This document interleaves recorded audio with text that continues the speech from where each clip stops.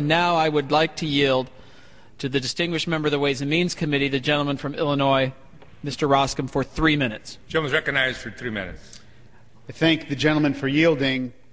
A couple months ago, I'm walking through a manufacturing facility in the western suburbs of Chicago with the entrepreneur that started it. And this is a guy who about 45 years ago is living on the northwest side of Chicago with his wife, and he's a tinkerer, you know, the type of person that goes in the garage and comes up with some idea, kind of a blue-collar guy, a tool and die guy, and he comes up with an idea. And over a period of time, he borrows a couple $1,000 from his mother-in-law, and he builds up a little business. And this is a very typical story. This isn't unique to Chicago or Detroit or New York. This happens all the time. He then builds that business up, and I'm sitting down with him and his son, who's now running it. And the old man's now 70 years old, and I'm walking the plant floor with him. And I ask him, how's business? And he tells me about the travails since September of '08, which we're all familiar with.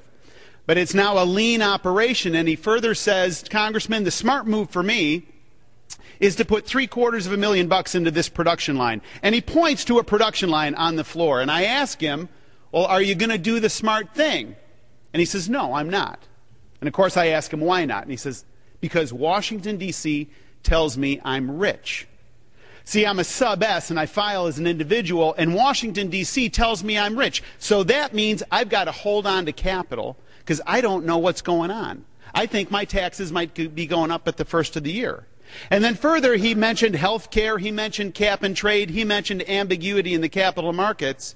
But for the life of me, I don't understand why we as a body have not figured out that we need people like him, my constituent, the entrepreneur, to go out and hire folks. And he's not going to do it if his taxes are going to go up. And this is not a uniquely Republican revelation, Mr. Speaker. Peter Orszag recently said that now is no time to raise taxes on anybody. Dr. Christina Romer also argued now is not the time to raise taxes on anybody. And for a majority, with all due respect, Mr. Speaker, that has had the calendar now well in place and been able to control this process for years, and now we find ourselves 30 days out from the largest tax increase in American history, and we're having this junior varsity argument about whether we should nickel and dime the very people that we're trying to create an incentive for. I just think that we can do better. I think the American public, Mr. Speaker, has an expectation that we're going to do better.